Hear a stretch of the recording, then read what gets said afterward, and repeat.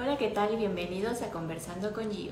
En esta tarde nos estará acompañando la bióloga Lourdes Martín Aguilar, con quien estaremos conversando sobre invertebrados marinos del pasado, que nos revelan los fósiles sobre su evolución. Bienvenidos.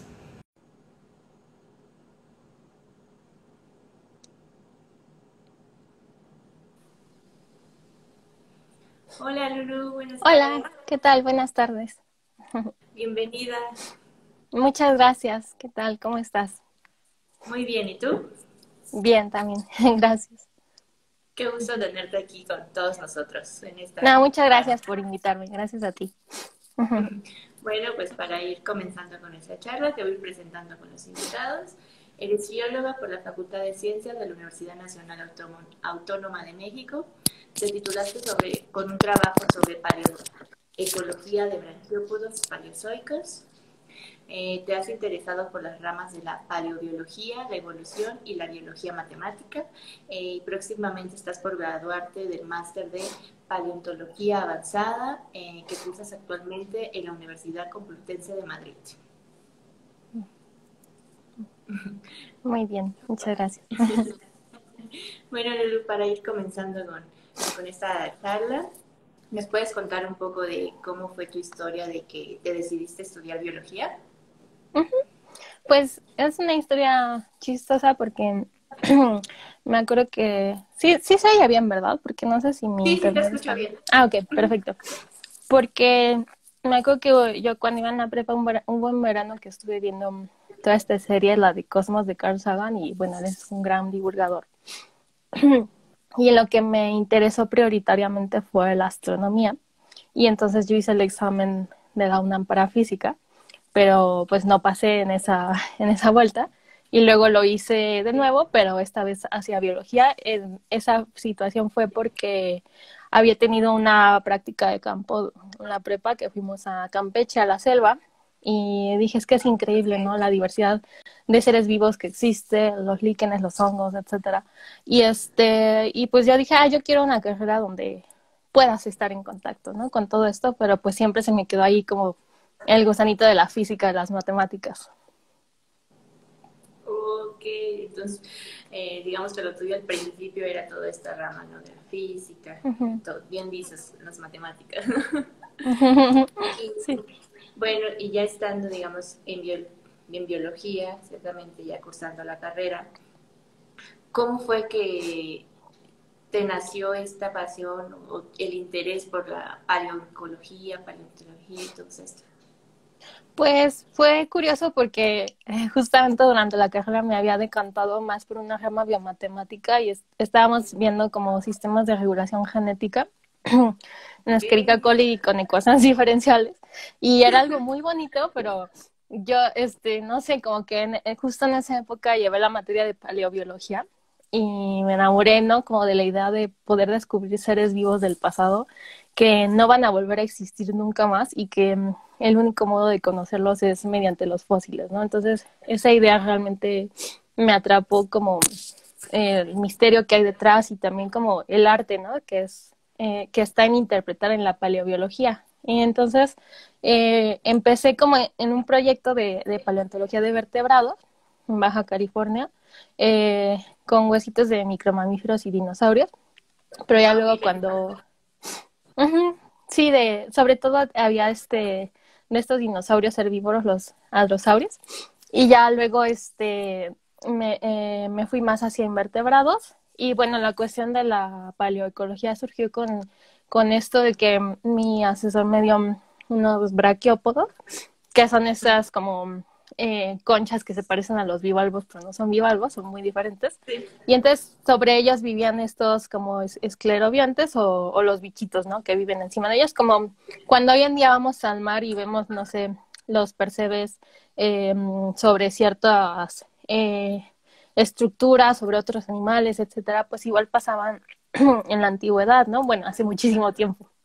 Entonces, pues eso es algo bonito de que puedes hacer estas analogías con el pasado, perdón, con el presente para estudiar el pasado. No sé, siempre me pareció algo muy científico, pero también muy artístico en ese sentido de interpretación, la paleontología.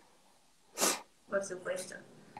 Y fue así como te decidiste posteriormente a hacer tu tesis con paleoecología de branquiópodos, ¿cierto? Ujú. Sí, además al ser paleoecología, pues le podías meter más matemáticas, aunque más hacia Pues, la onda estadística, pero como que siempre me ha gustado ver las cosas con números, entonces eso fue una ventaja que fuera paleoecología. sí, justamente mezclar como que esas dos pasiones que te gustaban, que era pues la Ujú, biología, la paleontología y los números, todo esto. ujú, exacto. Y, pues cuéntanos un poco de tu proyecto de licenciatura. Claro, pues básicamente eran fósiles del Pérmico de México, de aquí de Chiapas. Y estos fósiles, pues son de hace bastante, o sea, varios cientos de millones de años. Y la cuestión con estos fósiles era que tenían una muy buena conservación, porque incluso las pequeñas criaturas que vivían encima de ellos, o sea, se conservaron y se conservaron sus posiciones relativas espaciales. Entonces eso era como una fotografía en el tiempo, ¿no? El hecho de poder tenerlas a los bichitos que vivían encima de estos organismos. Y básicamente, pues el estudio consistió en estandarizar un método para definir en qué regiones de la concha se posaban preferentemente estos bichitos que se llaman esclerobientes, por esto de que viven encima de sustrato duro. Y ya de acuerdo a eso se hace un análisis estadístico para ver la causalidad, ¿no? Por ejemplo, es que hay como que situaciones muy sutiles, ¿no? Como que por estar cerca de la comisura o la zona donde se abre la concha, le llegaba más corriente para alimentarse. O por estar cerca de donde se une el braquiópodo al suelo, es porque se une en una etapa temprana de la vida, ¿no? Porque además son animales que durante toda su vida van conservando los estratos de su cuerpo, o sea, como las plantas, ¿no? Que van conservando sus anillos de crecimiento y los lugares que fueron construyendo a lo largo de su vida y también van conservando entonces a los animales que se unieron a lo largo de su vida, a ellos. Wow, súper interesante todo esto. O sea, para los que Sí. no lleva mucho esfuerzo y trabajo de por medio. O sea, no es tan fácil hallar todas estas cosas tan interesantes que tú nos estás platicando ahora, ¿no? Sí, fue muy agotador también visualmente porque en el microscopio estereoscópico es buscar cada una de estas cositas que son muy pequeñas, identificarlo, que si es un microcónquido, un aderaloideo, etcétera, porque varias de estas criaturas también eran insertas edis, ¿no? De que aún no están bien definidas como los aderaloideos. Y bueno, eso también lo hace muy interesante, ¿no? De que es una asociación biótica, pues, única para el pérmico del mundo, básicamente. Sí, y pues tampoco es nada sencillo, pues como tú lo dices, trabajar con fósiles, o sea, no es como igual a un organismo, digamos, reciente a un fósil, ¿no? Sí, algo que pasa con los fósiles es que, bueno, no sé, mucha gente que decidió ser paleontólogo, de niño te lo vendieron como Parque Jurásico, y de, sí, vamos a revivir a los dinosaurios con el ADN de los mosquitos, del ámbar, etcétera. Y tú quieres eso, ¿no? O sea, quieres encontrar el fósil y que se vea el bicho perfectamente, que se vean sus Desde eso. colores, casi casi lo que estaba haciendo en ese momento. Y no tiene nada que ver con eso. Realmente es que eso lo puedes ver como desde dos lados. Por un lado, como de la decepción de que el fósil pues es una roca, es el cuerpo ahí fosilizado. Pero por el otro lado, la maravilla de que con ese tipo de pistas tan sutiles, o sea, con rocas, cosas inorgánicas, puedes determinar cosas acerca de seres que antaño estuvieron vivos, ¿no? Eso realmente me parece fascinante. Es como cuando, no sé, los arqueólogos e historiadores encuentran unas ruinas romanas o ven una pintura en una catedral muy antigua o lo que sea. O sea, está deteriorada por el tiempo, obviamente muchísimo, pero es la cuestión de que aunque hayan pasado muchísimos años, aún así se conserva un relicto de eso, ¿no? De hecho, por ejemplo, no sé si tienes por ahí la imagen de la upavinia para mostrarla. Claro, Mm. esta o la otra. La otra, Bueno, por favor. listo. Ajá, ese, por ejemplo, bueno, es uno de los animales que se encontraron en la explosión cámbrica, bueno, durante el evento de explosión cámbrica en Burgess Shale. Es solo por poner un ejemplo, que es Opavinia. Arriba se ve la fotografía del fósil y abajo una reconstrucción, ¿no? Porque pues realmente del color que hubiera tenido tampoco sabemos nada. Sabemos que tenía 5 ojos, lo cual es una locura, pues ningún invertebrado actual tiene tal bauplan o plan corporal, ¿no? Entonces, este también es otra cuestión muy interesante de la paleo, que te permite encontrar ciertas reglas de las formas biológicas que ya ni siquiera existen. O sea, como las constricciones para formar la forma biológica, valga la redundancia, han ido cambiando, también las formas biológicas del pasado. Entonces, cuando antes querían emparentar a todos los fósiles de la explosión cámbrica de hace 542 millones de años con los fósiles con los fila de invertebrados actuales, era como, es que hay cosas que de verdad no sabemos dónde van, ¿no? O sea, y eso también es muy interesante. Es casi como biología extraplanetaria, solo que es nuestro mismo planeta, pero otro tiempo. Exacto. Y qué padre que existan personas como tú que te dedicas a esto, a estudiar todo esto y que nos comparten todos estos descubrimientos tan importantes que hacen y que pueden ir pues ayudar a construir como que esa historia de ciertos grupos. Claro, sí, es como tener la llave del pasado. Exacto. Y qué padre que te apasione todo esto y que nos lo estés compartiendo ahora.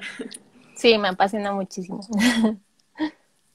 Bueno, y ya digamos que esa fue tu tesis, tu gran trabajo con el que te graduaste de bióloga. Y después, Lulu, decides irte a hacer el máster a la Complutense. Cuéntanos cómo fue este proceso. Fue curioso porque como que encontré la convocatoria ya en los últimos días. O sea, todo fue muy precipitado, pero al final se logró por suerte. Y fue como, pues bueno, por la cuestión del COVID ya solo pude tener un semestre presencial allá, pero bueno, las cosas se completaron bien remotamente. Y pues básicamente cuando presenté mi tesis de licenciatura, yo no pensaba que me quería dedicar a la paleo porque yo lo que tenía en mente era volver a biomatemáticas. Pero como que durante la presentación dije, no, es que de verdad esto es lo que me apasiona. O sea, desvelar las pistas del pasado y con eso decir cosas de los organismos del futuro y luego del futuro no, del presente. De eso sí no sabemos. Y con los organismos del presente, estudiar los del pasado. O sea, me fascina, es casi ciencia ficción, pero en realidad es ciencia. Entonces, bueno, para mí fue muy emocionante poder estar en un programa donde estuviéramos cerca de los especímenes, pero sobre todo lo más interesante fue poder hacer biología de campo, bueno, en este caso paleobiología de campo, tanto en México como en España, ¿no? Porque tienen cosas comunes y cosas muy diferentes. Comunes en el sentido de que, o sea, las rocas, incluso algunas coinciden en temporalidad de las que haya visto aquí y allá. O sea, que digas, estas son de hace 100 millones de años, ¿no? Y diferentes que, pues, siento que aquí era mucho más salvaje la biología de campo porque las distancias son enormes. O sea, eran 14 horas hasta llegar a Chiapas, luego acampar. Estábamos aislados del mundo 10 días. Era muy bonito, no nos bañábamos. y luego allá, pues, las distancias son más pequeñas. Nos quedamos en hosteles, etcétera. Y las dos experiencias súper padres, pero muy diferentes. Entonces me gustó mucho poder tener esa comparación de experiencias. Claro. Justamente por aquí te hacen una pregunta de cómo se estudia en Madrid todo esto y si las prácticas de campo, cómo son allá. Sí, pues justamente esa yo diría que es una gran ventaja, que las distancias son cortas y puedes llegar en poco tiempo a distintas edades geológicas. Básicamente puedes pasar del paleozoico al mesozoico rápido, aunque aquí también, claro, todo depende. Una desventaja que yo pondría en México, bueno, tristemente es la inseguridad, ¿no? Que ha crecido para ir a ciertas zonas de campo. Pero, pues bueno, a ver cómo se desarrolla eso. Y allá también, en Madrid, por ejemplo, tienen muy bien estipulado toda esta cuestión patrimonio paleontológico, ¿no? De cómo gestionar las obras, si por ejemplo construyendo el metro te sale algo, mamut, no sé, lo que sea, con lo que pasa ahora aquí, ¿no? Que también está bien gestionado, pero siento que allá también podemos aprender mucho de la manera en cómo se gestiona allá. Ok. ¿Y de qué trata tu proyecto que estás haciendo justamente ahora en el máster, Lula? Ah, sí, bueno, ahora sigo trabajando también con braquiópodos.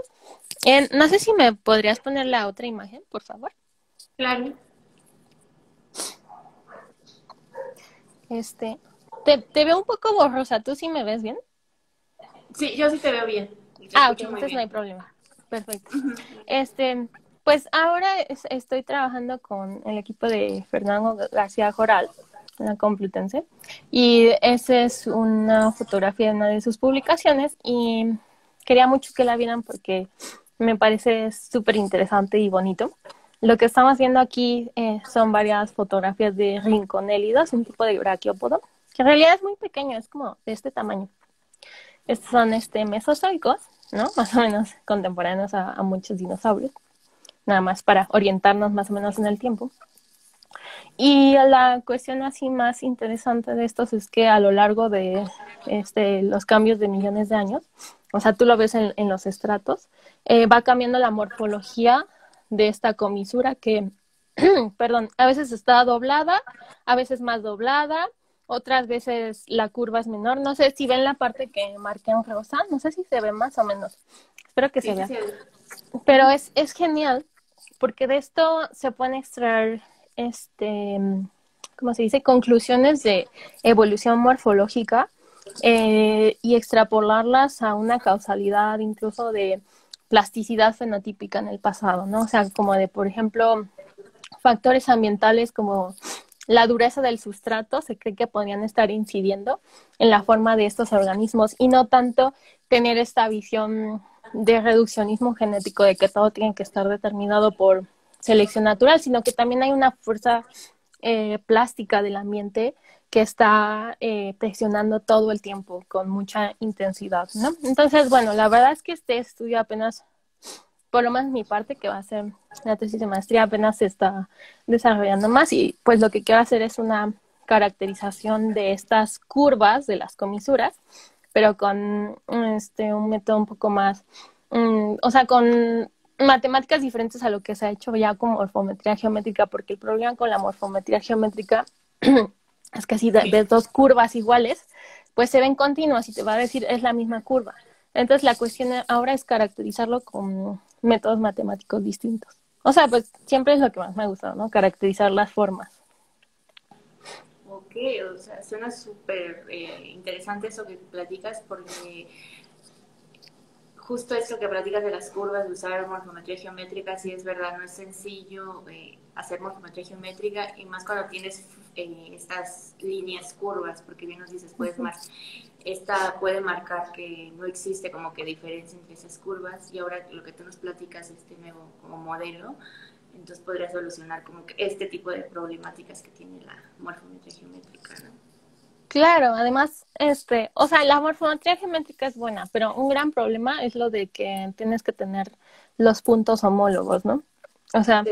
yo cómo puedo decir si esta parte de la curva de la comisura es homóloga a esta, etcétera, los famosos landmarks, ¿no?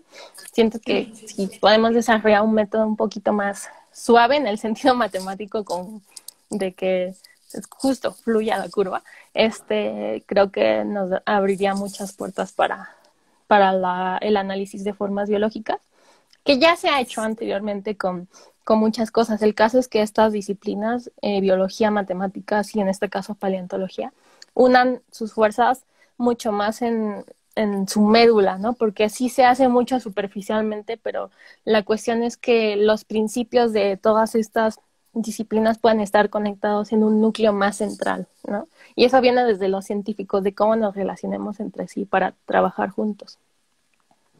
Uy, se Claro, o me cayó el sea, teléfono.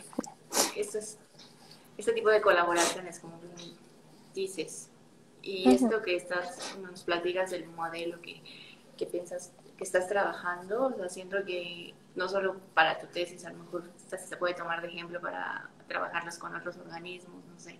Ujú. Está súper, súper interesante. Ujú, gracias. Ujú. Y ahora nos podrías platicar un poco de tu otra pasión que bien nos decías que era esto de los números, las matemáticas, biomatemáticas, todo eso. Y también que haces tu divulgación científica y todo esto. ¿Nos puedes Ujú, platicar? sí. Sí, claro. Pues, o sea, las matemáticas, empecé la carrera en la facultad simultáneamente a biología, pero la verdad es que no, no hay tiempo humano para, bueno, seguramente hay gente que sí puede, pero ya era demasiado para mí sacar las dos carreras. Entonces, bueno, Sí. alcancé a llevar varias materias de mate, porque pues siempre ha sido una pasión que ha estado ahí. Y siento que tal vez en el fondo, no sé, algunas personas nos ahuyentan un poco de ellas pensando que son muy difíciles. Y no lo voy a negar, sí lo son, pero te dan esta idea de que es inaccesible, ¿no? De que es solo para genios y lo que sea. En realidad lo que hay más detrás de esas horas de dedicación, ¿no? No tanto ser una persona, un genio, ¿no? Eso no existe. Bueno, no sé, es otro debate. Pero la cuestión es que sí pude entrar a varias materias. Empecé entrando como asignaturas que eran como una intersección entre biología y matemáticas, ¿no? Como, bueno, biología, matemática, ecuaciones diferenciales, cálculo, etcétera. Cosas muy relacionadas con los sistemas dinámicos que justo por ahí le puedes dar a la biología con la mate.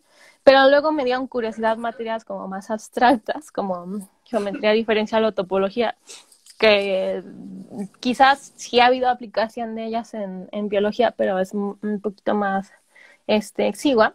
Y entonces dices, wow, es que es fascinante porque ideas que piensas que no podrían estar relacionadas para nada, las puedes concatenar de cierta manera que te dan nuevos conceptos, ¿no? O sea, como, Por supuesto. no lo sé, eh, ahora mismo no tengo, bueno, sí, por ejemplo, es un ejemplo paradigmático el de Darwin y Malthus, que en realidad esta idea de la selección natural vino de una teoría socioeconómica del crecimiento exponencial y lineal, pero también va de la mano de toda la geología que sabía Darwin y del pensamiento de tiempo profundo que pudo tener con eso. O sea, si solo hubiera tenido el pensamiento biológico o fisiológico o lo que sea, no se hubiera construido la teoría de la evolución tal y como se hizo, sino gracias a la conjugación de la economía con la geología más la biología.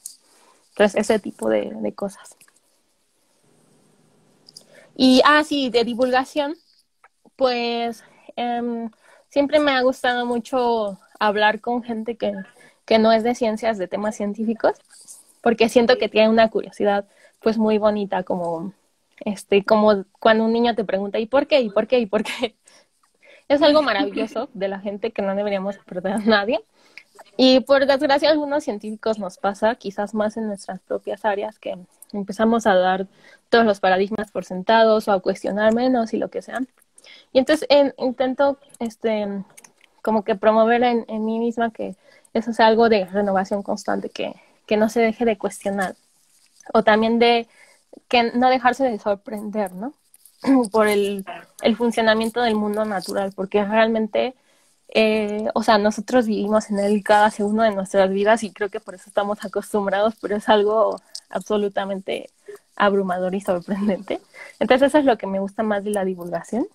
Empecé como voluntaria en el Museo Universo, en la sala de evolución, dando visitas guiadas. Era muy bonito, solo que me daba mucho terror cuando venían grupos de, no sé, 30 niños. No, yo no sabía manejar eso y hasta la fecha creo que no podría. Pero lo que más me gustaba era la divulgación con adultos, con sus padres, por ejemplo, porque descubrían cosas que no sabían que existían o que no sabían que se iban a sorprender al, al saber cómo funcionaban, ¿no? Lo que fuera. Sacar esa chispa en la gente es algo muy bonito. Sí, muy gratificante, ¿no? Ujú, exactamente. Lulu, ¿nos podrías compartir cuál ha sido tu mayor satisfacción como bióloga hasta ahora? Me imagino que hay Mm, muchas, pero ujú. que, Pues yo podría decir una desde el punto de vista del campo y otra desde el punto de vista teórico, como que claro. igual que lo dividen en la carrera, así está en mi mente. El campo, todos los lugares todo han sido increíbles, o sea, el desierto, la selva, la montaña, porque, bueno, o sea, aunque de pequeña obviamente tienes excursiones y lo que sea con tu familia, ya los lugares que puedes ver a través de la carrera y de tus profesores, los ves con otros ojos totalmente distintos. O sea, yo lo siento como si, no sé, vas entrando a la selva y fuera como si entraras adentro de un organismo, ¿no? Superior, como si te hicieras pequeño y entraras a ese organismo en sus entrañas y vas descubriendo todo lo que hay ahí, cómo está conectado. Luego te sorprendes por pensar que eso no siempre ha sido así, que ha cambiado a lo largo de los años, etcétera. Entonces, por un lado, el campo, toda la biología del campo cambió por completo mi experiencia como bióloga y como persona, ¿no? O sea, es algo que sí, no cambiaría por nada.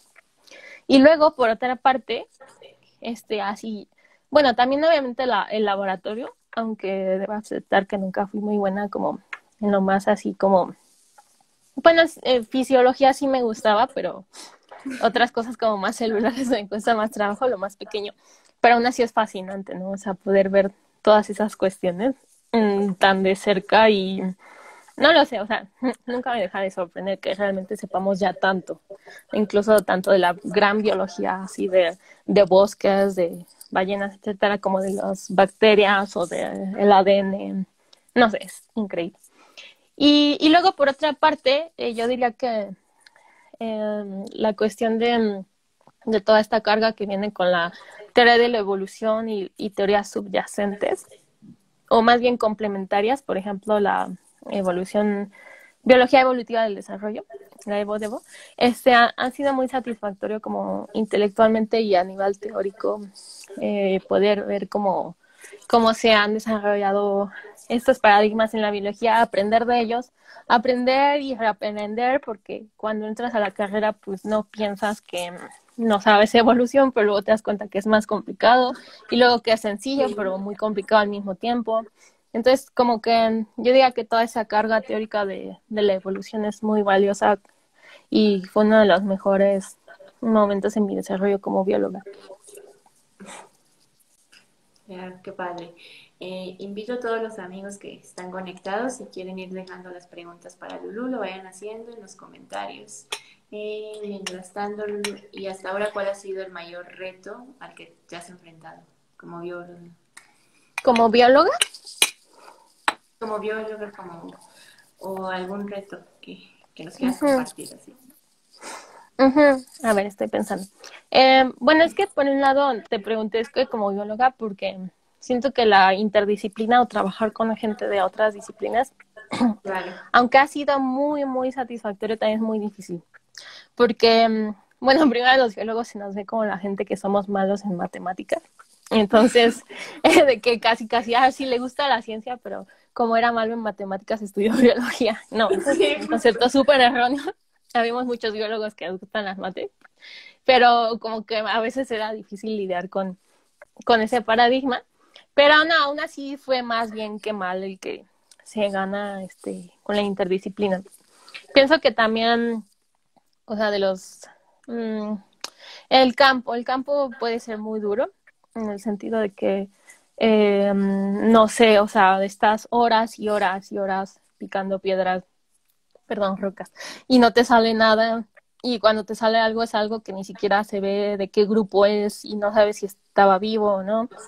O sea, pueden haber unos niveles de frustración muy grandes, equiparables como, no sé, el científico que está 10 años en su laboratorio haciendo el mismo experimento y él nada más no tiene resultados, ¿no? Etcétera. Así es en campo igual, pero con el sol, con todas las molestias del campo, pero después le agarras el encanto, entonces ya no lo diría como un gran reto. Quizás el gran reto sea como, o haya sido ya como a la hora de plantear los cuestionamientos metodológicos o del análisis ya una vez que tienes tus datos o lo que tienes que hacer, cuando ya estás solo frente a eso, frente a tus fósiles, frente a su morfología, frente a cómo tienes que analizarlos, a veces sí te sientes muy desorientado porque pues simplemente no existe un protocolo, ¿no? O sea, no, tienes que reinventar, ¿no? Cómo pensar acerca de ellos. Entonces, quizás eso ha sido un poco abrumador.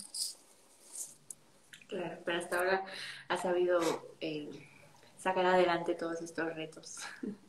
Sí. Por aquí pregunta, leyendo el mundo, pregunta, ¿se puede hacer divulgación científica en cuestión de inclusión y aprendizaje? Sí, claro. De hecho, es algo que ya se está haciendo mucho estos días, afortunadamente, porque eh, mm, en cuestiones, por ejemplo, de inclusión, pues yo me he dedicado más hacia el lado de diversidad funcional. Por ejemplo, ahorita estoy, bueno, ojalá quede bien, produciendo un pequeño corto que puede ser tanto para audiencia sorda como ciega.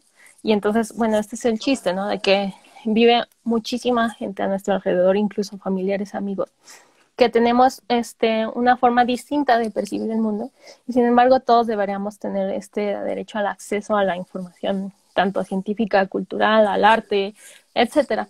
Porque igual en el sentido de la divulgación yo veo la ciencia como parte de la cultura, no solo como algo que debes saber por tu bien, que te puede ayudar, sino también que algo que puedes saber por disfrutar más así la vida, ¿no? Entonces, bueno, en ese sentido, creo que todos deberíamos tener acceso a esto y es muy, muy importante, no solo importante, sino necesaria, ¿no? La divulgación científica en los medios inclusivos, incluyentes más. Y por eso también me gustó mucho trabajar en el Museo Universum, porque también ahí luego descubrí un proyecto que estaban haciendo con gente esquizofrénica para llevarla a las salas, etcétera, y también con lenguaje de señas. Entonces todo esto son proyectos que requieren muchísima experiencia y una formación muy, muy grande, porque no cualquiera puede hacer esto y yo apenas estoy así solo empezando a saber de qué se trata esto, pero realmente admiro mucho a la gente que se puede dedicar ya a esto. Ya apenas estoy aprendiendo. Y claro, en aprendizaje es fundamental la divulgación, porque la ciencia de la escuela, pues sí te la pueden enseñar en un tono agradable, pero también la cuestión es fomentar que te guste la ciencia fuera del aula y no solo como algo obligatorio que tienes que aprender, sino también como, pues lo que decíamos, como una parte de la cultura. Claro.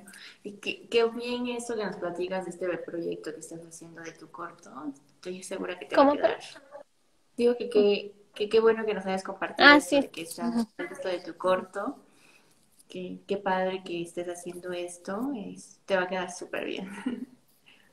Gracias. Sí, de hecho va a ser de evolución. Entonces ahí se los comparto Oh, cuando ya esté. sí, por favor, vamos a estar muy pendientes.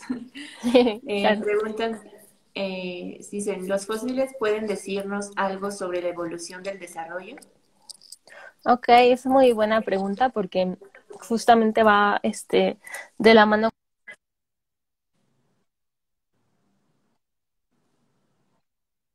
de que a la paleontología la denominemos paleobiología, porque no ha pasado. Y una de las partes más importantes de la biología es el desarrollo o la ontogenia, o sea, desde que se unen dos cigotos y ya nace el adulto hasta que muere básicamente, ¿no? Entonces, a lo largo de la historia de la, eh, de las teorías evolutivas, ha habido un gran debate entre qué tanto incide el desarrollo individual de los seres vivos a gran escala en las filogenias, si se pueden interconectar el uno con el otro, los patrones, por ejemplo, de recapitulación de von Baer y todo esto de las etapas ontogenéticas. Pero sí, claro, sobre la evolución del desarrollo, que no es hablar solo del desarrollo, porque te podría decir, ah, sí, en un huevo podemos ver, si se conserva un huevo de un dinosaurio y le hacemos un corte transversal, podemos ver cómo era el dinosaurio de chiquito, su volumetría, sus proporciones, etcétera. Pero la evolución del desarrollo se refiere al mismo cambio del desarrollo a lo largo de la historia de los seres vivos. Es algo complejísimo que me encanta. Entonces sí que nos pueden decir porque podemos deducir ciertas patrones constructivos de los seres vivos del pasado que quizás podríamos interpretar como más plásticos, ¿no? Por ejemplo, en la explosión cámbrica tenemos una diversidad de fila impresionante, o la misma fauna de Ediacara, que no sabemos qué rayos es, o el origen multicelular, más bien el origen de los metasuarios, la gran plasticidad que existía en ese momento, nos habla de un nivel de reglas de desarrollo diferente al de ahora, como si se hubieran fijado más caracteres, etcétera, más constricciones, ¿no? Pero el caso es que sí, sí que se puede, pero es algo bastante complejo. Sí, debe de ser. Si tan solo ya no les decías que pues trabajar con el fósil no es algo tan sencillo, o sea, no es imposible, pero ahora ya para ver todas estas etapas sí es como un poco más complicado, ¿no? Sí, ya es un nivel de interpretación finísimo, o sea, pero que justo requiere no solo la evidencia, sino que el método sea impecable, ¿no? Ahí es cuando digo, es que la biología teórica se vuelve tan difícil como las matemáticas, es bellísimo, Sí. me encanta. Sí, qué bueno que lo puedas mezclar estas dos, ¿no? Que Ujú, biología, matemáticas y pum, estás haciendo sí. cosas increíbles. Ujú. Lulu, ¿alguna anécdota curiosa, chistosa que nos quieras compartir que te haya pasado, no sé, en campo, laboratorio o algo? Ah, ok, sí. Este, ok. Cuando fuimos a Baja California, fui con el equipo de Marisol Montellano, ahí donde había fósiles de dinosaurio. Bueno, yo iba por los dinosaurios, ella iba por los micromamíferos, pero yo estaba más interesada por los dinosaurios en ese momento. Y recuerdo que había como eh, un señor de ahí que siempre nos veía desde lejos mientras picábamos las piedras y nos decía como de, ¿qué rayos están haciendo, no? Y entonces Marisol decía como de, no, no le digas que estamos buscando rocas ni fósiles porque, pues en general cuando dices eso, la gente siente que te estás llevando, ¿no? Las cosas de su, Claro. de su hogar o cosas que ellos podrían utilizar, lo que sea, o sea, como se sienten invadidos y lo entiendo, ¿no? Perfectamente, totalmente válido. Y entonces llegó un día este señor con una piedra o una roca así, pero gigante, como de este tamaño, bueno, más grande, aquí no cabe. Y fue muy chistoso porque justamente esta roca tenía forma de cabeza de hadrosaurio, que son estos dinosaurios como herbívoros, pero era una roca de río. Y pues no, no puede hacer para nada un fósil. Pero sí me hizo graciosísimo porque dije, es que no, de verdad parece un dinosaurio la roca. Y ya y nos pidió que analizáramos qué era esa roca y dije, wow, está padre, ¿no? Que esta curiosidad científica se llegue, no sé, o sea, desde todas partes, porque incluso yo viendo esa roca dije, es que parece un dinosaurio, pero ya en la Claro. carrera te enseñan que ese tipo de rocas no es tan probable, etcétera, ¿no? Entonces, bueno, es una anécdota chistosa de la gran interacción social que tienes como paleontólogo, porque no es solo llegar al lugar y buscar cosas, sino también es no invadir el espacio de la gente de ahí, porque ya obviamente cerca de comunidades asentadas, lo que sea, o sea, y eso ahí hay una parte que me gusta mucho de la paleo que puede ser como ¿cómo se dice? Mm, como que sobreguardar bienes paleontológicos, pero al mismo tiempo apoyando a la comunidad en ese sentido, ¿no? Como los museos de sitio. En el caso de que tú encuentras, es un caso hipotético, que encontraron unas huellas de dinosaurio, bueno, que hay varias, de hecho, en México, y dijeran, bueno, como son huellas y las queremos dejar in situ, vamos a construir un pequeño museo de sitio ahí y entonces así le damos empleo a la gente de la comunidad, etcétera. Formamos divulgadores, o impulsamos a la gente a que quiera estudiar, etcétera, ¿no? O sea, yo sé que suena súper utópico y complicado y que necesita mucho dinero, pero bueno, creo que son proyectos que tampoco distan tanto de la realidad y que sería muy bonito si se impulsaran más este tipo de proyectos que al mismo tiempo protegen nuestra diversidad paleontológica o nuestro patrimonio paleontológico, pero que también le dan un bien a la comunidad, porque no se trata solo de investigar, llegar y investigar tu comunidad o lo que haya, sino también devolverle algo a la sociedad como científicos. Por supuesto. Y hablando de todo esto, de estudios y demás paleontológicos, ¿tú crees que en México falta mucho por hacer estos estudios? Todavía tenemos... Pues yo creo que sí se prospecta bastante, excepto por el hecho de la inseguridad que ya ha hecho que varias zonas queden más restringidas. Aún así creo que se sigue explorando bastante. Y creo que quizás la cuestión hacia la que deberíamos enfocarnos más ahora es hacia la protección del patrimonio, porque todavía, pero esto sucede en todo el mundo, hay un mercado negro de fósiles muy grande, o sea, ilegal. Justamente hoy me decían de una noticia de que se habían robado unos fósiles de huevo de dinosaurio en Argentina y aparecieron en España o algo así. Bueno, no sé cuándo fue esto, pero me lo contaron. Y eso mismo también pasa mucho aquí, ¿no? En todo el mundo. Entonces, igual que si te encuentras una pieza arqueológica, eso lo tiene que ver el INAH, pues igual tendría que haber una institución más hacia la paleontología que pudiera encargarse de todo este patrimonio, porque no lo tenemos, ¿no? Entonces, son cosas realmente invaluables, porque son cosas que generó el tiempo, la evolución en el pasado, y que no se van a repetir de ninguna otra manera. O sea, como una obra de arte, ¿no?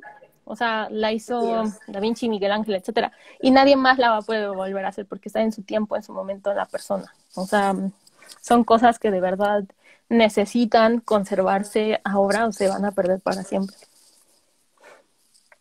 Así es, todavía falta trabajar todavía en toda esta protección, ¿no? De estos bienes, por así decirlo, porque bien dices, o sea, es sencillo ir, no sé, Chiapas o cosas así donde te encuentras, ¿no? A la venta de ciertas cosas arqueológicas, que no debería, pero pues está, Ujú, todavía existe. claro. A todos los amigos que están conectados, si gustan dejar sus comentarios, aprovechen ya estos últimos minutos que tenemos con Lulu, que nos está brindando. Mientras tanto, Lulu, ¿algún proyecto que te gustaría desarrollar más adelante? No sé, así como que el sueño dorado que dices, yo quiero trabajar así, en esa zona, ¿no? Pues mi sueño dorado siempre fue trabajar en un museo de ciencias, porque, o sea, no solo estás rodeado de los fósiles, sino también de la gente, y tienes a la gente cerca para, hablar con ellos, interactuar, porque siento que lo bonito del trabajo de divulgador no solo es que puedes compartir cierto conocimiento, sino que aprendes mucho también de la gente, ¿no? De su modo de pensar, de sus paradigmas, porque como científicos ya estamos muy embebidos en nuestro modo de pensar y a veces se nos olvida el mundo exterior. Entonces, ese es uno de mis sueños, ¿no? Bueno, recuerdo que de pequeña hacía planos de un museo científico que no existía, pero lo inventaba y le inventaba salas y así, y había sala como de matemáticas, de evolución, etcétera. Pero así como otro proyecto, pues, mmm, a ver, estoy pensando. Pues me gustaría escribir un libro con... Tengo una serie de artículos de divulgación que he ido recopilando a lo largo del tiempo, pero no he podido juntar, entonces eso sería muy lindo. Quizás avanzar más en este lado de la animación para divulgar y también desarrollarme más como divulgadora en diversidad funcional, sobre todo de evolución. Y ya como algo un poco más personal, no tanto tan social, pero sí poder estandarizar un poco más los métodos matemáticos, sobre todo geométricos, para estudiar las formas vivas y contribuir de algún modo con esto en el futuro a alguna disciplina como la biología evolutiva del desarrollo y su intersección con la paleobiología, tal vez. Pero eso ya es como el sueño estrella, ¿no? Sí, está súper fantástico, o sea, hacer todos Ujú, estos modelos matemáticos, wow, sí, estaría ujú, súper genial. sí, Espero que un día sí lo llegues a concretar, estaría ojalá. espectacular. Pregunta que ¿cuál es el mejor museo geológico del mundo? Mm. Bueno, esa es una gran pregunta porque hay demasiados y además depende del lugar al que vayas, es justamente donde vas a tener ciertos materiales. Eso cuando no vengan de otro lugar, ¿no? Porque claro, hubo una época en la que en ciertos países se llevaban los de otros, etcétera. Y bueno, también hay préstamos entre museos, entonces realmente, o sea, puedes ir a un museo de una parte del mundo y encontrarte cosas de otra parte del mundo. Pero bueno, o sea, creo que aunque en Estados Unidos e Inglaterra estén concentradas estas grandes colecciones científicas, que tienen además presencia histórica, o sea, no solo por el hecho de que resguardan fósiles, sino también por las personalidades que los estudiaron, ¿no? Darwin, Owen, etcétera, y que con esas cosas se construyeron los cimientos de la teoría evolutiva y de todo esto, sino que también siento que o sea, si hablamos así de espectacularidad, pues la mayoría están en Estados Unidos e Inglaterra, pero hay otros como mucho más, clásicos que se siente una esencia así de gabinete de curiosidades antiguos como en España o en Austria. O sea, tampoco he podido conocer tantos, pero en el mismo México, el Museo de Historia Natural tiene partes muy hermosas. Entonces yo siento que eso depende mucho, por ejemplo, si estás buscando pues colecciones muy importantes, pues sí van a estar en estos lugares que menciono, pero otro tipo de cosas pienso que tienen una divulgación muy, muy buena, entonces, por cómo se ha hecho la museografía, etcétera, en estos lugares.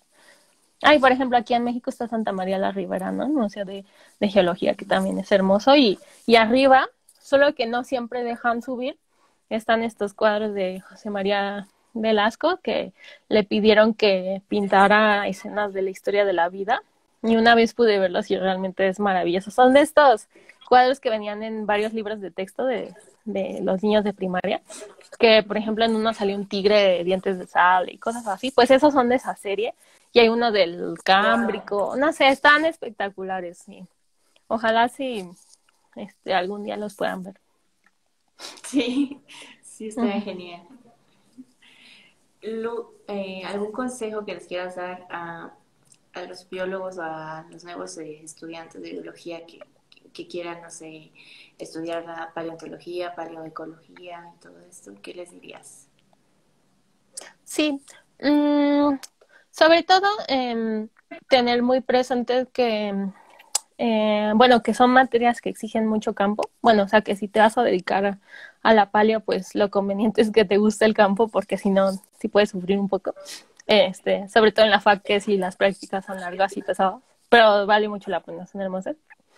Que hay que estar preparados para que algunos días no salga nada y otros muchas cosas bonitas. Esa tolerancia a la frustración, pero también luego viene una recompensa muy grande.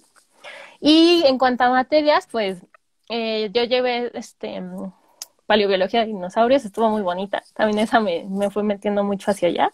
Bueno, esto es hablando de la FAC, porque la verdad ahorita Sí. no tengo conocimiento de otros planes de estudio. También está paleobotánica, es muy buena. O eventos principales en la evolución de la vida en el león fanerozoico, que es la materia con el nombre más largo, creo, de la FAC.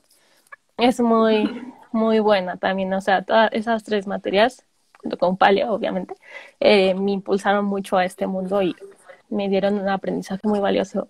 Y ya también luego depende de tu grupo, ¿no? Por ejemplo, si te gusta más paleo de animales, pues como la mayoría de los animales actuales, pero también del registro fósil van a ser invertebrados, los más significativos, pues tienes que Sí. llevar bien animales, ¿no? Invertebrados. O luego, ya si es de llevar bien todo lo que fue antes de las angiospermas, porque hay un chorro, ¿no? Lo que sea, todo depende. Y pero sobre todo yo diría que tampoco encapsularse mucho en una sola área de estudio, porque igual que luego vemos a los biólogos moleculares y decimos, ay, es que solo se dedica a este gen y a esta molécula y bla, bla, bla, pues igual a veces nos pasa a los paleontólogos, que terminamos, es que yo me dedico a este grupo de mamíferos que vivió en este periodo y bla, bla, bla, y ya te encierras mucho, tanto espacial como temporalmente, porque somos como viajeros del tiempo.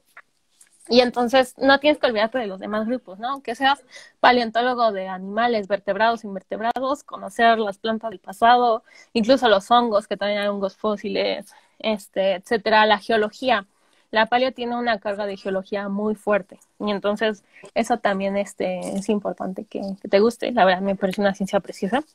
Sí, también llevé sedimentología y estratigrafía, o sea, no quedarte solo en materias de tu carrera, sino también explorar las posibilidades. Claro que hay que revisar si te interesa eso de los créditos y así, ¿no? Porque puede ser que ahí te cuenten menos créditos por no ser de tu carrera, es relativo. Entonces, pero así, mientras puedas, como que inmiscuirte en las mayores áreas posibles, mejor. Claro, siempre centrándote porque si no, uno se distrae mucho, como yo, que me gusta todo y de repente estoy en todas partes y en ninguna parte. Pero sí, sobre todo eso, no dejar de mirar afuera, no quedarte solo en tu campo de estudio. Claro, sí, tener como que visión, ¿no? Estar Ujú. abiertos a otras áreas, otras disciplinas, otros grupos. Eh, Totalmente. por ejemplo, tú ahora dices que estás trabajando con branquiópodos. pero me imagino que igual tienes otros grupos con los que has trabajado o te gustaría trabajar, ¿no? Claro, o sea, de hecho yo entré a la paleo, pues muy por la cosa clásica de que te gustan los dinosaurios, ¿no? Y yo quería hacer cosas de dinosaurios y terminé con conchas, bueno, con braquipodo, y descubrí que eran fascinantes, pero al principio no me gustaban nada, decía, qué cosa tan aburrida. Y luego ya vas descubriendo más cosas de su biología a través de los braquipodos actuales. O sea, tienen unos tentáculos que le salen, son increíbles. Y de los fósiles también. Entonces, no sé, o sea, es como vas a terminar donde menos te lo esperabas, pero al final vale la pena. Entonces, sí, claro, no estarse cerrado a ningún grupo. Ay, qué padre. Qué, Ujú. bo- qué, qué bonito que hables así porque se te nota, o sea, la pasión y el interés que sientes Sí, por este trabajo que estás haciendo, por los braquiópodos, por todas estas disciplinas con las que trabajas. sí, es súper bonito, la verdad, es muy gratificante. Y posterior al máster que ya, no sé, estás casi concluyéndolo, ¿viene un doctorado o quieres dedicarte, no sé, a la investigación, docencia? Pues justo ahí estoy como que en una encrucijada porque sí, por un lado sí estaba pensando lo del doctorado, pero también a veces digo, es que siento que hace que me haría más feliz la docencia y tal vez haga más falta o incluso dedicarse enteramente a la divulgación, ¿no? Entonces, la verdad es que estoy ponderando todavía y lo bueno es que, este, bueno, es malo estar en este momento en el mundo, pero a algunas personas nos ha venido bien en el sentido de que ha sido una pequeña pausa para pensar sobre estas cosas. Entonces, la verdad es que todavía no lo sé, pero haga lo que haga, me gustaría que fuera algo con lo que pudiera interactuar con la gente, ¿no? O sea, como no solo estar publicando, investigando, etcétera, porque, pues no, eso no me satisface y siento que como científicos tenemos que estar siempre en contacto pues, con la gente.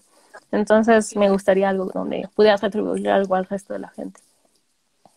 Sí, y bien lo dices, o sea, sí está padre, no sé, publicar, digamos, como investigador, pero esa parte como de enseñarle a la gente qué es lo que tiene o cómo puede ayudar a cuidarlo también es muy importante y siento que, por ejemplo, aquí en el país hace mucha falta. Y qué Claro. padre que tienes esa visión de hacer algo por aportar un poco del gran conocimiento que tienes en tu Ujú. área. Muchas felicidades por esa. Ay, no. Amigos, todos los que están conectados y quieren aprovechar estos últimos minutos con Lulu, no sé, por ahí hay muchas felicitaciones, Lulu, que Ujú. les ha Ah, sí, ya agradado las mucho vi. Hola. tu plática, por compartirnos todas tus experiencias. No sé, tú si quieras agregar algo más para ir cerrando. Pues con esta idea que dijiste de enseñar sobre las cosas que existen para conservar es súper importante. O sea, yo lo veo desde el punto de vista de los fósiles y las rocas, pero claro, si lo vemos desde el punto de vista de las especies actuales es súper importante porque tú no puedes pedirle a la gente que conserve algo que no conoce, ¿no? Que la ha sido como que un poco aislado de su conocimiento, ¿no? O sea, como esto del cambio climático, por ejemplo. Primero tienes que hacer que la gente también se empodere de este conocimiento y lo haga suyo.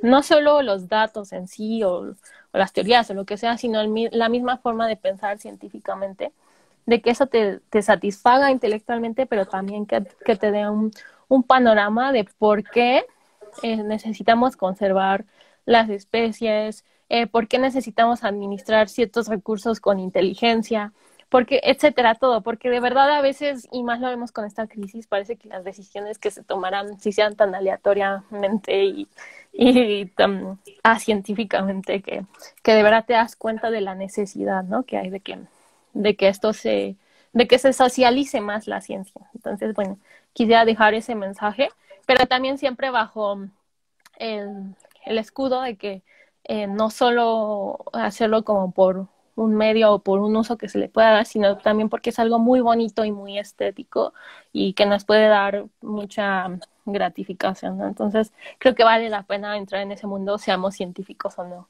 y compartirlo. Claro. Por aquí te pregunta Giovanni Becerra, dice que qué líneas de investigación en palio hay en la Complutense. Pues, bueno, el máster es el máster en paleontología avanzada, pero desde ahí ya te puedes ir a un grupo de paleoinvertebrados, vertebrados, básicamente también hay paleobotánica, entonces pues, realmente podrías irte a cualquiera de estos que quisieras, o sea, no es que haya como una subdivisión en los posgrados, pero ya una vez ahí te encuentras con muchos grupos de trabajo. De hecho, el máster está en la Facultad de Ciencias Geológicas, entonces ahí tienes pues todos los departamentos, no solo de paleo, sino de toda la geología a tu disposición. Entonces, si quieres ya después escríbeme personalmente y ya me puedes dar más preguntas que tengas. Ok, así es. Y igual, si hay alguien más interesado, pues que te contacte, ¿no? Ya sea por Ujú. lo del Sí, posgrado sí, claro que sí, con confianza. Ujú, así es, ya ujú. saben, amigos, si tienen alguna duda o quieren hacer alguna colaboración con Lulu, pues ya saben, la pueden contactar. Sí, totalmente. No, pues Bueno, muchísimas gracias por invitarme, de verdad. no, al Y contrario. felicitarte por este trabajo de divulgación que haces, que es súper importante y más en estos tiempos. Entonces, sigue así. Muy bien. Gracias, Lulu. Sí, Ujú. al contrario, también muchas gracias a ti por regalarnos tu tiempo y platicarnos, ¿no? Acerca de todos tus proyectos y un poquito de la historia de estos. Y pues no me queda más que desearte el mejor de los éxitos, que todo vaya bien con tu máster y pues felicidades por todos los logros que has logrado hasta ahora. Muchas gracias, yo. Pues bueno, nos Bueno, vemos el martes entonces. Tienes otra plática, ¿no? así es. Muchas gracias a Ujú. todos los que se conectaron esta tarde con nosotros y como bien ya lo dijo Lulu, los espero el próximo martes con unas nuevas invitadas. Muchas Perfecto, gracias, muchas Lulu. gracias. Bye. Hasta luego, bye. Voy a cerrar aquí.